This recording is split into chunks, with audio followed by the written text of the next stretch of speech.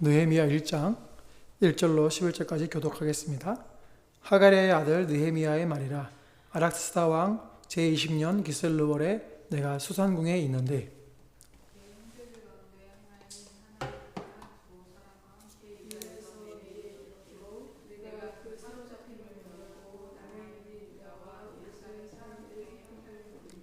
그들이 내게 이르되 사로잡힘을 면하고 남아있는 자들이 그 지방 거기에서 큰 환난을 당하고 능력을 받으며 예루살렘 성은 허물어지고 성문들은 불탔다 하는지라. 내가 이 말을 듣고 앉아서 울고 수일 동안 슬퍼하며 하늘의 하나님 앞에 금식하며 기도하여 이르되 하나님 여호와 크고 두려우신 하나님이여 주를 사랑하고 주의 계명을 지키는 자에게 언약을 지키시며 긍휼을 베푸시는 주여 간구하나이다. 이제 주의 주의 종들인 이스라엘 자손을 위하여 주여 기도하오며 우리 이스라엘 자손이 주께 범죄한 죄들을 자복하오니 주는 귀를 기울이시다 보시며 입을 여시사 종의 기도를 들으시옵소서. 나와 내 아버지의 집이 범죄하여 주를 향하여 크게 악을 행하여 주께서 주의 종 모세에게 명령하신 계명과 율례와 규례를 지키지 아니하였나이다. 민족에게 주께서 주의 종들에게 명령하여 이르시되 만일 너희가 범죄하면 내가 너희를 멀어하는데 뜻하시오.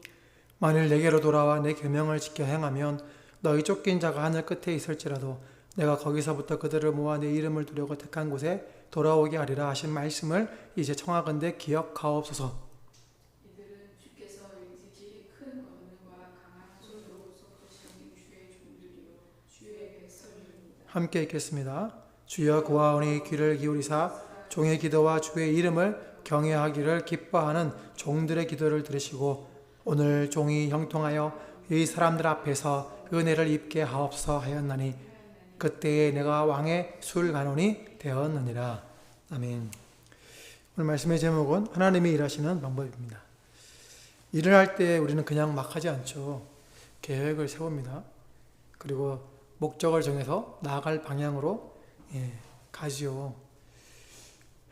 그런데 지금 우리가 에스라를 지나고 느헤미야서까지 왔는데 좀 마음이 불편해집니다. 왜냐하면 유대인들은 지금 나라가 망했잖아요. 성전이 무너지고 그리고 포로로 지금 잡혀와 있는 상황 가운데 있습니다.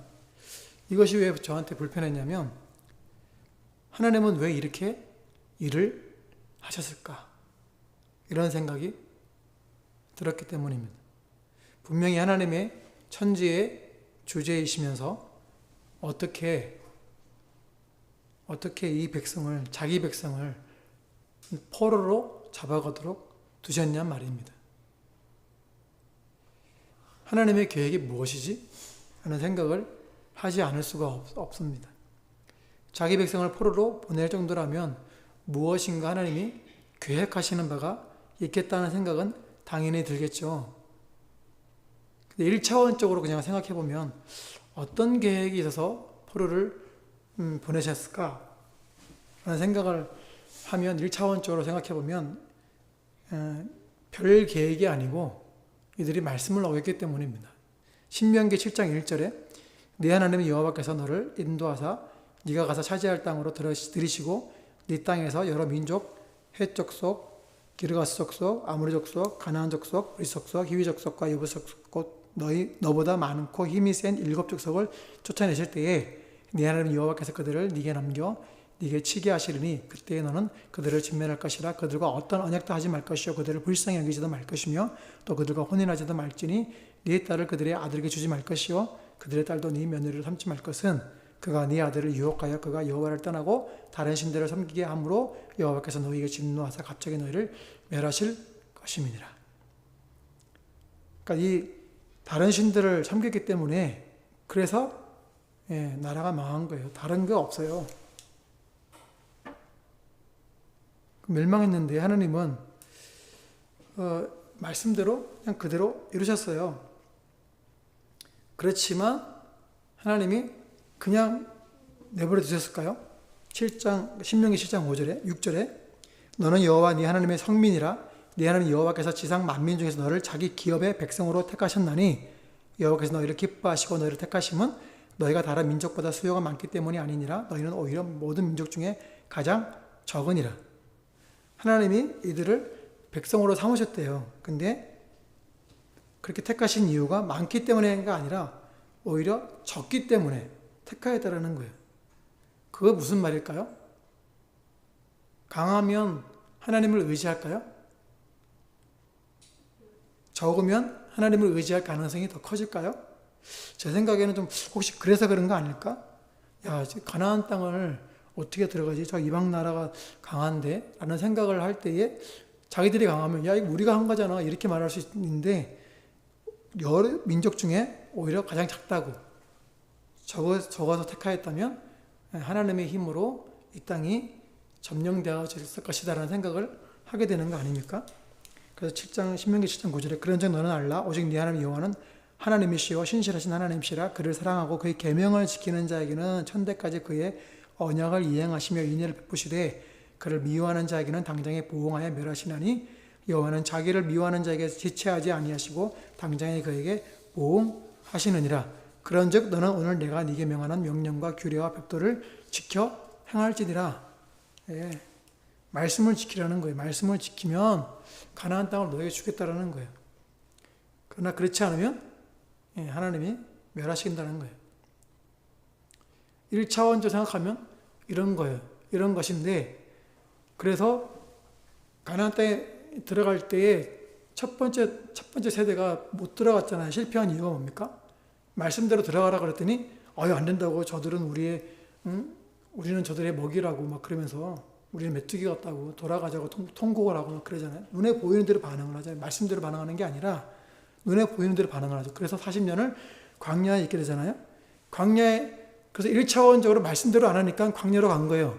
그런데 1차원적으로 말씀대로 안 해서 광야로 갔지만 거기엔 또 하나의 하나님의 계획이 계셨죠. 신명기 8장 1절 내가 오늘 명하는 모든 명령을 너희는 지켜 행하라. 그리하면 너희가 살고 번성하고 여호와께서 너희의 조상들에게 맹세하신 땅에 들어가서 그것을 차지하리라. 내 하나님 여호와께서 이 40년 동안에 네게 광야길을 걷게 하신 것을 기억하라. 이는 너를 낮추시며 너를 시험하사 네 마음이 어떠한지 그 명령을 지키는지 지키지 않는지 알려 하심이라. 너를 낮추시며 너를 줄이게 하시며 또 너도 알지 못하며 네 조상들도 알지 못하던 만나를 네게 먹이신 것은 사람이 떡으로만 사는 것이 아니요 여호와 입에서 나는 모든 말씀으로 사는 줄을 네가 알게 하려 하심이니라. 네. 40년을 방황한 것은 1차원적으로 말씀을 안 지켰기 때문에 그래요. 그러나 40년 동안 있으면서 허송생활한 게 아니라 뭐라고요? 하나님의 입에서 나오는 모든 말씀으로 살게 하는 것이라는 것을 알게 하시려고 낮추시고 줄이게 하신 거라는 거죠. 그래서 신명기 8장 4절에 이 40년 동안에 네 의복이 헤어지지 아니하였고 네 발이 부르트지 아니하였느니라. 너는 사람이 그 아들을 징계한 같이 네 하나님 여호와께서 너를 징계하시는 줄을 마음에 생각하고 네 하나님 여호와의 명령을 지켜 그의 길을 따라가며 그를 경외할지니라. 아멘. 그러니까 기억해야 되는 거예요. 말씀을 지키면 하나님이 복의 복을 더해 주시지만 말씀을 지키지 않으면 그에 합당한 보응을 주신다라는 거예요. 그러므로 하나님을 경외하라는 거예요. 이 훈련을 40년 동안 받은 거예요. 1차원적으로는 말씀에 불순종해서 40년을 방황했지만 그 40년을 허송세월하지 않게 하시고 여호와의 입으로 나오는 말씀으로 사는 훈련을 시키신 거죠. 그래서 가나안에 들어간 거 아닙니까? 가나안에 들어갔는데 그들이 또 그렇게 살았습니까? 아니죠. 여전히 말씀대로 살지 못했죠. 이방의 여인들을 아내로 맞이하고 그러면서 결국에는 나라가 망하고 성전이 무너지고 포로가 됐지 않았습니까? 그래서 하나님을 경외하는 삶을 떠난 거죠. 그러나 말씀하신 대로 그래서 하나님이 이스라엘을 포로로 보내시는 거예요. 그러나 보내시면서 그냥 아무런 계획이 없었을까요? 예레미야 29장 4절 만군의 여호와 이스라엘 하나님께서 예루살렘에서 바벨론으로 사로잡혀 가게 한 모든 포로에게 이와 같이 말씀하시니라. 너희는 집을 짓고 거기에 살며 텃밭을 만들고 그 열매를 먹으라. 아내를 맞이하여 자녀를 낳으며 너희 아들이 아내를 맞이하며 너희 딸이 남편을 맞아 그들로 자녀를 낳게 하여 너희가 거기에서 번성하고 줄어들지 아니하게 하라. 너희는 내가 사로잡혀 가게 한 그 성읍의 평안을 구하고 그를 위하여 여호와께 기도하라. 이는 그 성읍이 평안함으로 너희도 평안할 것임이라. 거기 가서 번성하고 결혼하고 정착하라는 거예요. 백성이 줄어들지 않게 하라는 거예요. 그리고 그 나라를 위해서, 그 왕을 위해서 평안을 구하라는 거예요. 그래야 너희도 평안을 할 것이라고. 하나님 보내신 뭔가 이유가 있다는 거죠. 왜 거기서 숫자가 줄어들지 않게 하고 평안하게 구하느냐. 예레미야 29장 10절 여호와께서 이와 같이 말씀하시니라. 바벨론에서 70년이 차면 내가 너희를 돌보고 나의 선한 말을 너희에게 성취하여 너희를 이곳으로 돌아오게 하리라. 돌아오게 하시겠대요. 이 여호와의 말씀이니라. 너희를 향한 나의 생각을 내가 하나니 평안이요 재앙이 아니니라. 너희에게 미래와 희망을 주는 것이니라. 포로로 잡혀가는데 그게 희망이라는 거예요. 평안이라는 거예요. 재앙이 아니라는 거예요. 그럼 하나님이 무슨 계획이 있다는 얘기죠. 그래, 에레미야 29장 12절 너희가 내게 부르짖으며 내게 와서 기도하면 내가 너희들의 기도를 들을 것이요 너희가 온 마음으로 나를 구하면 나를 찾을 것이요 나를 만나니라. 하나님의 계획이 뭐예요? 거기에서 뭐 하라고요? 하나님을 부르짖고 찾으라는 거예요. 그 혹독한 환경에 갔을 때 누구를 향하여 고개를 들겠습니까? 하나님밖에 없잖아요. 자기의 도움이 될 곳은 오직 여호와 하나님뿐이잖아요. 그러니까 거기서 내게 부르짖으라는 거예요. 그럼 내가 너희를 만나주겠다라는 거예요. 하나님의 계획이 여기 있었던 거죠. 너희가 광야를 지나고 가나안을 들어와가지고 하나님을 찾으라고, 하나님 말씀대로 살라고, 여호와를 경외하라고 말씀하셨는데 안에서 내가 너희를 바벨론으로 보내지만 거기서 진짜 한 번 더 나를 찾을 수 있는 기회를 주겠다고 하시는 거예요. 찾으라는 거예요. 그럼 만나주겠다라는 거예요. 그래, 예레미야 29장 14절 이것은 여호와의 말씀이니라. 나는 너희들을 만날 것이며 너희를 포로된 중에서 다시 돌아오게 하되 내가 쫓아내 보내었던 나라들과 모든 곳에서 모아 사로잡아 떠났던 그곳으로 돌아오게 하리라. 이것은 여호와의 말씀이니라. 하나님이 하신 말씀을 다시 이루시겠다고 말씀하시는 거예요. 나를 만나라고. 모든 사방이 다 막혀있는 그곳에서 하늘을 향하여 눈을 들고 여호와를 찾으라는 거예요. 만나주겠다라는 거예요. 우상숭배를 그치고 여호와 하나님을 경외하라는 것을 거기서 배우라는 거예요. 이게 하나님의 계획이셨어요. 그래서 하나님이 예레미야 29장 11절에 말씀하신 거예요. 여호와의 말씀이니라. 너희를 향한 나의 생각을 내가 하나니 평안이요 재앙이 아니니라. 너희에게 미래와 희망을 주는 것이니라. 할렐루야. 아멘.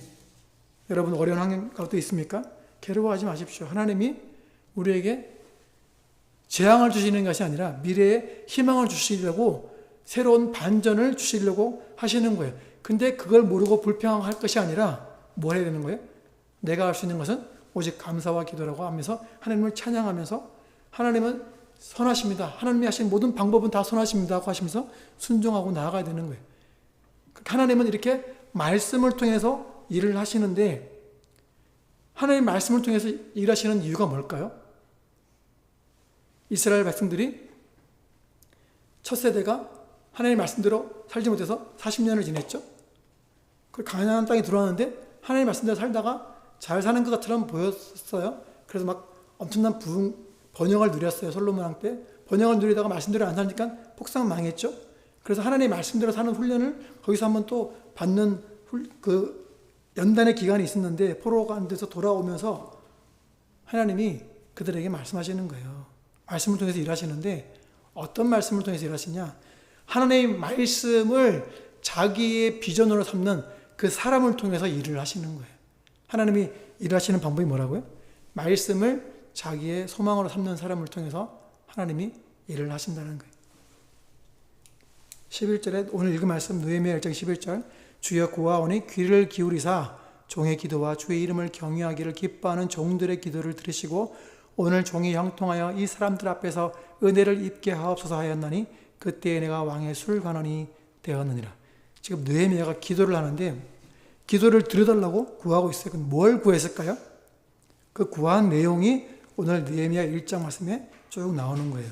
2절 말씀에 내 형제들 가운데 하나인 하나니가 두어 사람과 함께 유다에서 내게 이르렀기로 하나니가 예루살렘에 있다가 유대에 있다가 돌아왔어요. 이게 여행을 갔는지 아니면 기한 갔다 왔는지 그건 몰라요. 어쨌든 돌아온 거예요.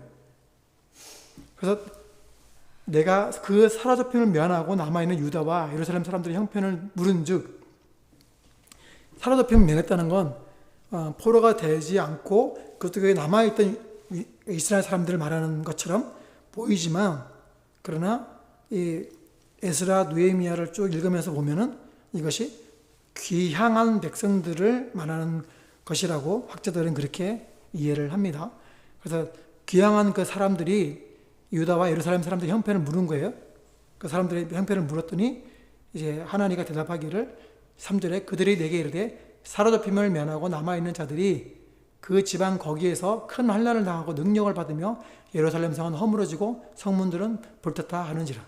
하나님이 말하기를 예루살렘 성이 무너져가지고 있고 그래서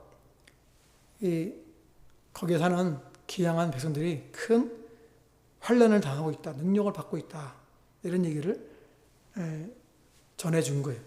그 소식을 들은 느헤미야의 반응이 어떻습니까? 4절에 내가 이 말을 듣고 앉아서 울고 수일 동안 슬퍼하며 하늘의 하나님 앞에 금식하며 기도한 느헤미야가요. 하나님의 말을 듣고 슬퍼하면서 우는데 금식하면서 기도하는 거예요. 누구 앞에서? 하나님 앞에서. 그것도 수일을 그렇게 지낸 거예요.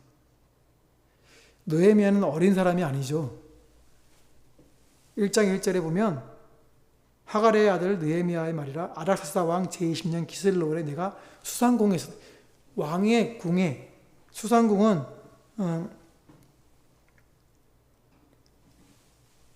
페르시아 왕들이 겨울에 국정을 운영하면서 머물던 수도 같은 그런 궁이에요. 수성궁. 그래서 이 국정 운영을 하던 그 왕궁에서 이 느헤미야가 있었다라는 얘기죠. 그러니까 왕궁은 아무나 들어가는 곳이 아니잖아요.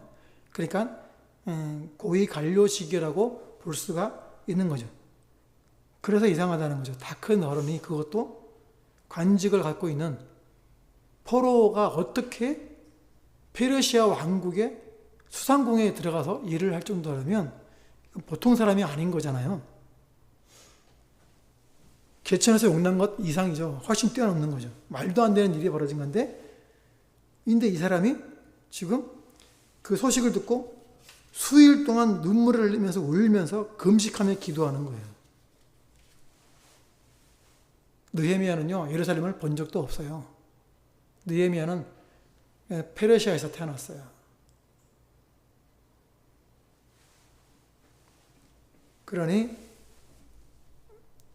이 느헤미야에게 있어서는 태어난 곳이 예루살렘이 아니에요. 그러니까 예루살렘은 먼 나라처럼 느껴질 수가 있어요. 그런데 느헤미야의 심정은 그렇지 않아요. 자기 고향 땅으로 그렇게 생각하는 것만큼 펑펑 울면서 기도하고 금식까지 하는 거예요. 어떻게 느헤미야가 이렇게 반응할 수 있을까요? 느헤미야의 기도를 보면 알 수가 있습니다. 5절에 이르되 하나님 여호와 크고 두려우신 하나님이여 주를 사랑하고 주의 계명을 지키는 자에게 언약을 지키며 긍휼을 베푸는 주시는 주여 간구하나이다. 하나님은 어떻게 알고 계세요? 크고 두려우신 하나님이여 주를 사랑하고 주의 계명을 지키는 자에게 언약을 지키시는 긍휼을 베푸시는 그런 하나님으로 알고 있는 거예요. 어떻게 예루살렘에 있던 나라가 망하기 전에 백성들이 원래 가져야 됐던 마음을 지금 포로로 페르시아에 있는 느헤미야의 마음에 이런 마음이 들을 수 있을까요? 어떻게 이렇게 느헤미야가 이런 마음을, 거룩한 마음을 가질 수가 있었을까요? 그 6절부터 보시면 6절에 이제 종이 주의 종들을 이스라엘 자손을 위하여 주야로 기도하며 우리 이스라엘 자손이 주께 범죄한 죄들을 자복하오니 주는 귀를 기울이시며 눈을 여시사 종의 기도를 들으시옵소서. 나와 내 아버지 집이 범죄하여 주를 향하여 크게 악을 행하여 주께서 주의 종 모세에게 명령하신 계명과 율례와 규례를 지키지 아니하였나이다.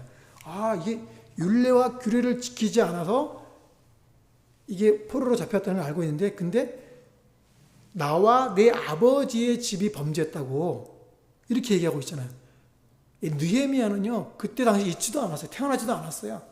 그럼에도 불구하고 나와 내 아버지 집이 범죄해서 율례와 규례를 지키지 않아서 이렇게 나라가 망해서 지금 포로로 와 있는 거 아닙니까? 라고 자기의 죄로 고백하고 있어요. 율례와 규례를 알기 때문에 하나님의 말씀이 과거 역사가 어떻게 일어나는지 알았기 때문에 이런 얘기를 하고 있는 거 아닙니까? 그러니까 느헤미야가 말씀을 알았다는 거예요? 몰랐다는 얘기야? 알았다는 거예요. 그럼 누구에게서 이 말씀을 알았을까요? 부모에게서 알았겠죠. 그리고 포로로 잡혀 있으면서 하나님의 말씀을 계속 수집한 사람들을 통해서 알았겠죠. 자기들이 왜 잡혀왔는지 그 원인을 말씀을 통해서 아는 거 아닙니까? 그래서 나와 내 아버지 집이 범죄해서 이렇게 잡혀왔다고, 하나님의 윤리와 규례를 지키지 않았다고 말씀을 통해서 알게 되는 거예요. 누가요? 느헤미야가. 그래서 8절 말씀에 옛적에 주께서 주의 종 모세에게 명령하여 이르시되 만일 너희가 범죄하면 내가 너희를 여러 나라 가운데 흩을 것이요. 이미 모세를 통해서 말씀하신 그것들을 느헤미야가 알고 있다는. 그래서 기도할 때 말씀을 가지고 기도하고 있는 거예요. 옛적에 모세에게 명령하신 그대로 하지 않고 범죄해서 우리가 흩어졌습니다.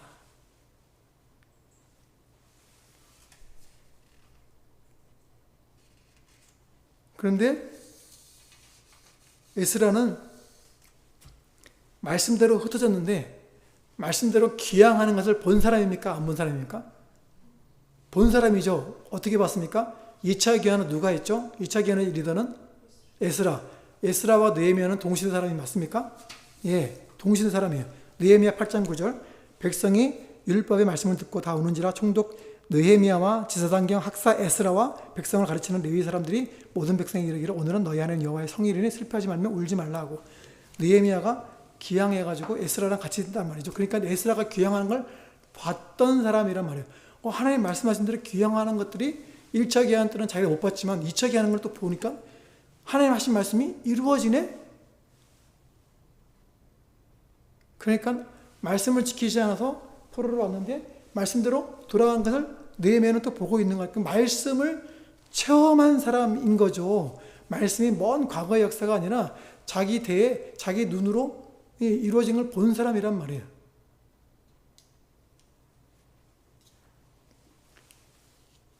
그래서 느헤미야가 기도하는 거예요. 이 말씀대로 이루어지게 해달라고.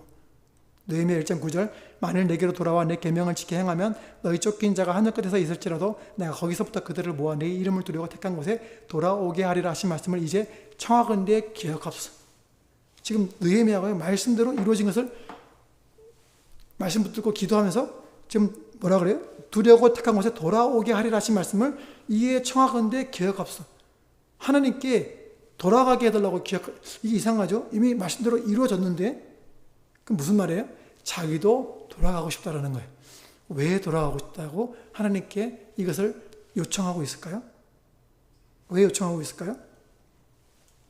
11절 말씀 주여 구하오니 주를 귀를 기울이사 종의 기도와 주의 이름을 경외하기를 기뻐하는 종들의 기도를 들으시고 오늘 종이 형통하여 이 사람들 앞에서 은혜를 입게 하옵소서 하였느니 그때에 내가 왕의 술관원이 되었느니라.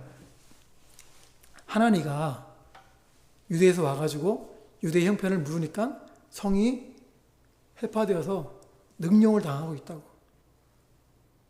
하는 그 얘기를 듣고 슬피 울며 기도하다가 지금 어디까지 간 거예요?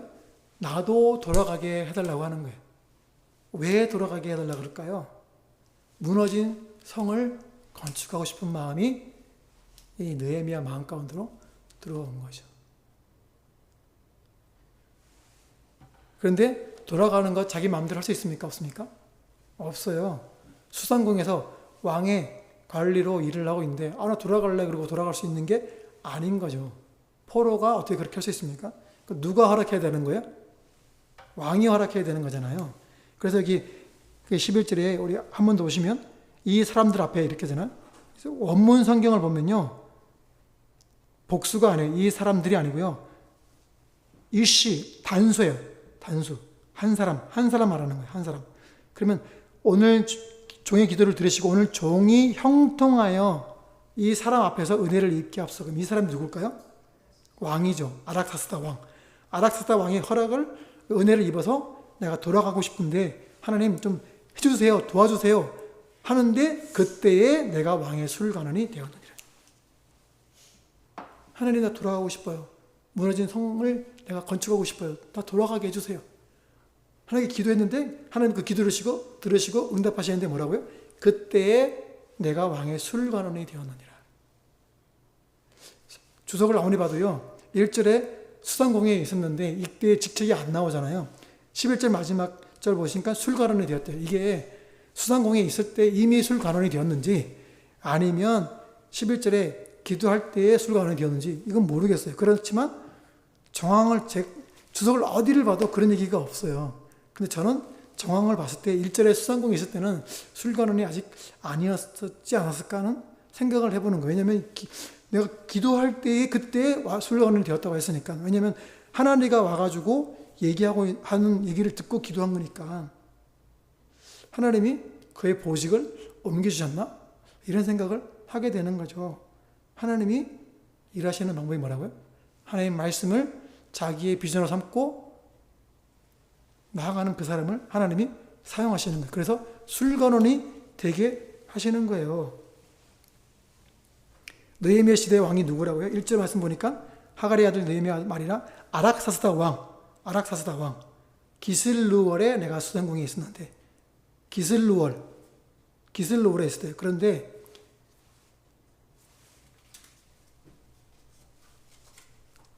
그 허물어진 상을 위해 기도할 때에 11절에 내가 왕의 술관원이 되었다. 근데 아락사스다 왕의 술관원이 되었는데 1절에는 기슬루월이라고 그랬단 말이에요. 그러면 술관원이 된 때는 언제까? 이런 생각이 자연스럽게 들겠죠.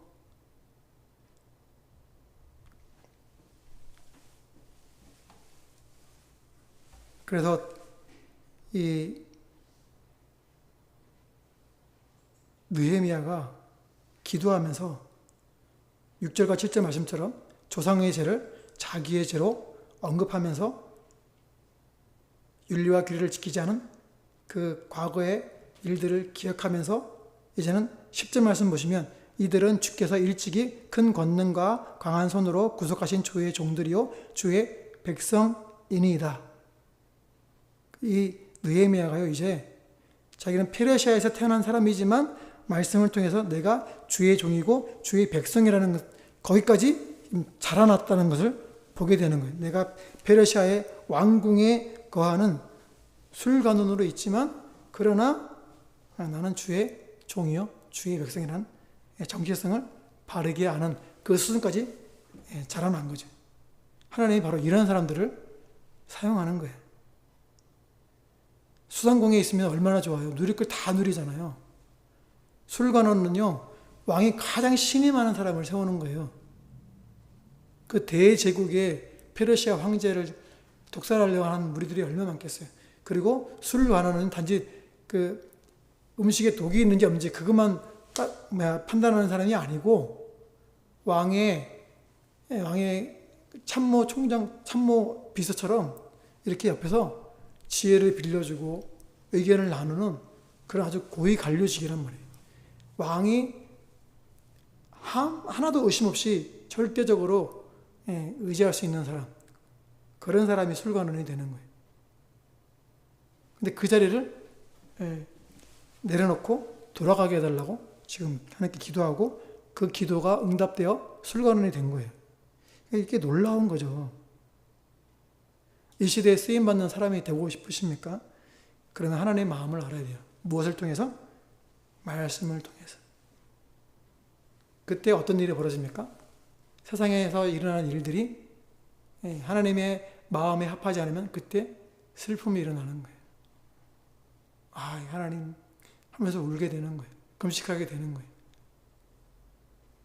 그런데 하나님의 말씀을 어그러뜨리는 일들이 발생할 때 세상 사람들과 조화롭게 해야지, 서로 사랑해야지, 서로 섬겨야지 하면서 그들을 따라가면 그 뭐 하는 사람이에요?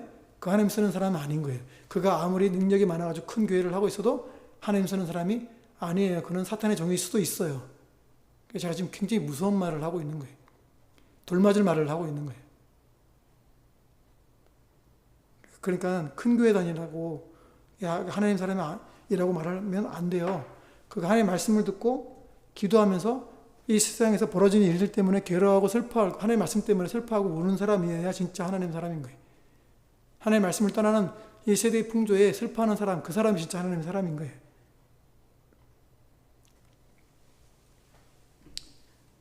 그러므로 우리에게 그런 일들을 볼 수 있는 하나님의 사람이 되어야 되지 않겠습니까? 예.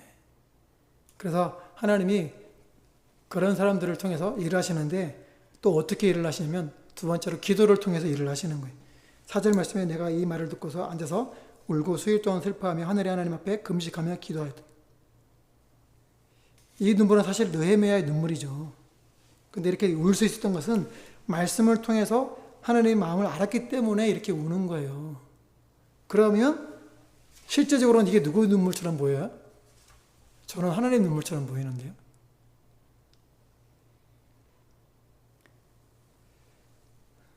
하나님은 자기의 집이 무너졌잖아요. 성전을 무너뜨려 자기 손으로 자기가 무너뜨리신 거예요. 사실은 페르시아를 통해서 하신 거긴 하지만 바벨론을 통해서 하신 것이지만 자기 손으로 한 거나 마찬가지죠.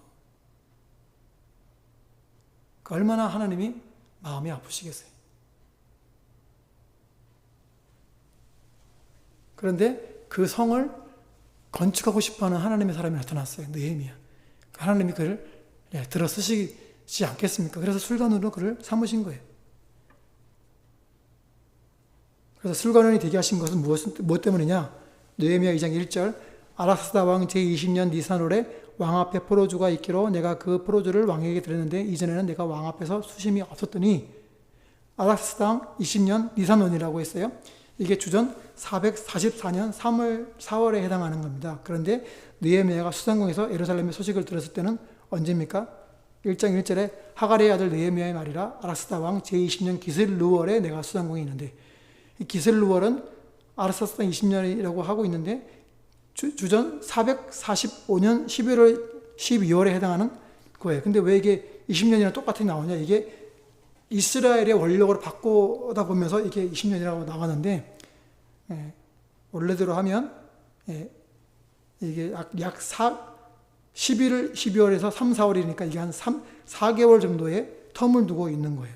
11, 12, 1, 2, 3. 12월 달이면 1, 2, 3, 4. 4개월 정도의 텀이 있는 거예요. 4개월 후에 술관원이 되어서 왕 앞에 서 있는 모습을 얘기하고 있는 거예요. 술관원이 돼가지고 지금 왕 앞에서 수심이 있는 얼굴로 서 있는 거예요. 왕 앞에 수심이 있는 얼굴로 서 있으면 됩니까? 안 됩니까? 안 돼요. 왕의 근심이 걱정거리가 있는지 하면서 왕의 심사를 흐트리는 거잖아요. 그러면 왕이 노여워할 수 있는 거죠. 그렇게 하면 안 되는 거예요. 물론 이것을 더 깊게 해석할 수 있지만 지금 시간상 나중에 2장 가서 얘기하기를 하고요. 그래서 왕의 마음을 흐트러지지 않게 해야 되는 이 술관원이 수심이 있는 얼굴로 그 앞에 있으면 안 되는데 이 아락사스다가 느헤미야를 워낙 총애하니까 왜 네 얼굴에 수심이 있냐고 물어보죠. 느헤미야 2장 2절에 왕이 내게 이르시되 네가 병이 없거늘 어찌하여 얼굴에 수심이 있느냐 이는 필연 네 마음에 근심이 있음이로다 하더라. 그때 내가 크게 두려워요. 크게 두려워할 만하죠. 왜냐하면 왕 앞에서 이런 수심 있는 얼굴로 쓰면 안 되는데 잘못하면 죽을 수도 있는데.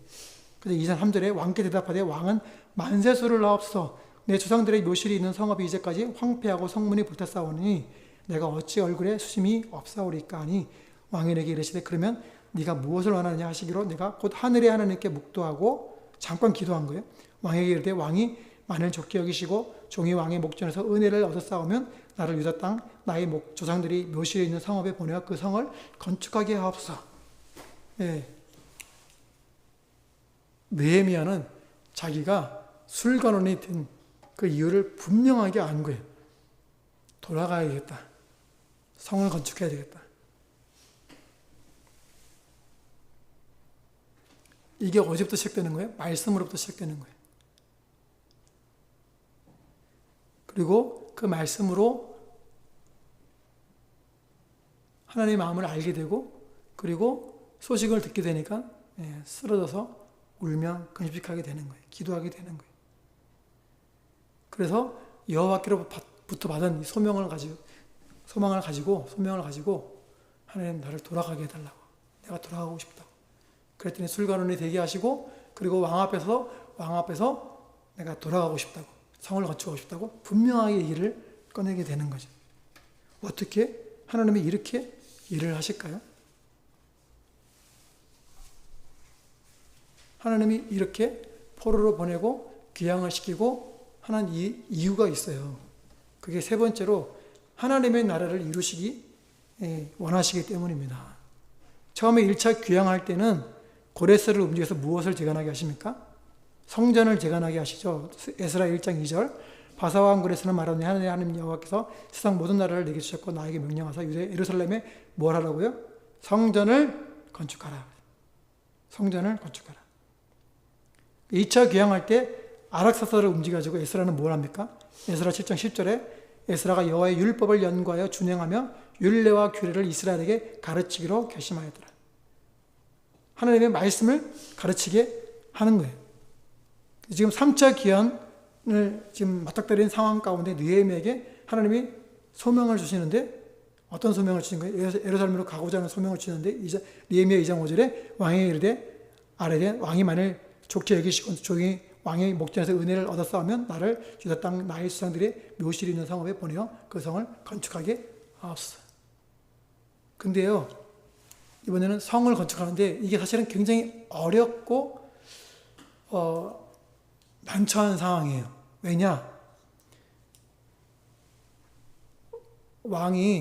아락사스다 왕이 성벽을 건축하는 걸 멈추게 한 일이 있었기 때문에 그래요. 에스라 4장 11절 아락사스다 왕에게 올린 그 글의 초본은 이러하니 강 건너편에 있는 신하들은 왕에게 아뢰나이다. 당신에게서 우리에게로 올라오 유다 사람들이 예루살렘에 이르러 이 폐역하고 악한 성읍을 건축하는데 이미 그 기초를 수축하고 성곽을 건축하오니 이제 왕은 아시옵소서. 만일 이 성읍을 건축하고 그 성곽을 완공하면 저 무리가 다시는 조공과 관세와 통행세를 바치지 아니하리니 결국 왕들에게 손해가 되리이다. 에스라 4장은 에스라가 귀향하기 전입니까? 후입니까? 귀향하기 전인데 성전을 건축할 때 방해되는 말씀을 하시다가 갑자기 그 시대에 안 맞는 성곽 건축하는 얘기가 갑자기 확 끼어들었거든요. 그게 뭐냐면 성전을 건축하는 이게 하나님의 그 나라를 건설하는 그 시작, 성전, 성벽, 성 이렇게 하는 그 일들이 멈춰지게 하는 방해가 계속해서 있어 왔다는 것을 강조하다가 이게 거기 들어가 있는 거예요. 방해는 계속 있다. 이 말씀을 하려고 들어간 건데 어쨌든 아락사스다 왕이 성곽을 건축한 것을 막는 조서를 내렸단 말이에요. 누가요? 아락사스다가. 에스라 4장 21절 이제 너희는 명령을 전하여 그 사람들에게 공사를 그치게 하여 그 성을 건축하지 못하게 하고 내가 다시 조서 내리기를 기다리라. 일단 못하도록 막은 거예요. 그리고 나서 여지는 남겨놨어요. 내가 다시 조서를 내릴 수도 있다. 뭐 이렇게 남겨놓은 거죠. 기다리라고. 그러니까 지금까지 성곽이 안 된 거예요. 그러니까 결국은 이 얘기는 아락사스다 왕 때 얘기니까 에스라가 기향을 하고 나서 이제 자기는 말씀을 가르치기로 결심한 그 에스라가 말씀 공동체, 거룩한 하나님의 백성들을 일으키려는 그 일을 하고 나서 이제 성벽까지도 세우려고 한 거예요. 왜냐? 성이 있어야 하나님의 백성들이 보호를 받잖아요. 그런데 거기까지 못한 거예요, 에스라는. 사실은 그건 에스라의 비전이 아니었죠. 누구의 비전입니까? 느헤미야의 비전이죠. 하나님이 느헤미야를 부르셔가지고 느헤미야에게 소원을 주시고 슬퍼하는 마음을 주시고 움직이게 하셔서 아락사스다 왕의 술관원이 되게 하시고 돌아가게 하시면서 이제 요청하게 하는 거죠. 그래서 성을 건축하고자 하는 마음을 느헤미야에게 주시는 거예요. 그래서 처음에 성전을 재건하고 에스라를 통해서 하나님의 말씀을 준행하는 하나님의 거룩한 공동체를 세우는 작업을 한 거예요. 그리고 이제 이들이 하나님의 말씀대로 살아가려고 하는데 이방 나라 그 사람들이 자꾸만 이 이스라엘 백성들을 괴롭히는 거예요. 능욕하는 거예요. 왜? 성이 없으니까. 그 얘기를 들은 느헤미야가 성을 건축하고 싶다는 소망을 가지고 울면서 기도하고 하나님께 요청했더니 술관원이 되었고, 또 술관원이 되어서 이제 아락사다 왕에게 요청하는 거예요. 그래서 그게 허락이 되어서 이제 기약을 하게 되는 거죠. 그러니까 하나님의 나라는 성전만 건축해서 되는 게 아니고, 이스라엘 공동체가, 말씀 공동체가 세워져 가지고 말씀대로 살아가는 것만 되는 게 아니고, 성을, 그들을 보호할 수 있는 성까지 건축이 되어야 되는 거예요. 그래야 온전한 하나님의 나라가 이루어지는 거예요. 보호하심을 받아야 되는 거죠. 그래서 말씀 공동체를 세워서 하나님의 거룩한 자손으로 재건하는 것으로 끝나는 게 아니고, 느헤미야 1장 3절에 그들이 내게 이르되 사로잡혀 면하고 남아있는 자들이 그 집안 거기에서 큰 환난을 당하고 능력을 받으며 예루살렘 성은 허물어지고 성문들은 부셨다 하는지라. 말씀의 거룩한 공동체에 보호할 성이 필요하다는 거예요. 그래서 성전 재건만으로 끝나는 게 아니고, 말씀의 거룩한 공동체가 세워지는 것만으로 끝나는 게 아니고, 예루살렘 성을 건축하는 것으로 하나님의 나라가 그곳에 이루어지기를 원하시기 때문에 하나님이 이렇게 일하시는 거예요. 그러니까 지금 하나님이 하나님 믿게 하시고 우리를 세워서 교회를 시작하게 하시고 이 지역에 세우게 하신 것은 뭐예요? 하나님의 나라를 이루라고 하나님이 지금 말씀하시는 거 아니겠습니까?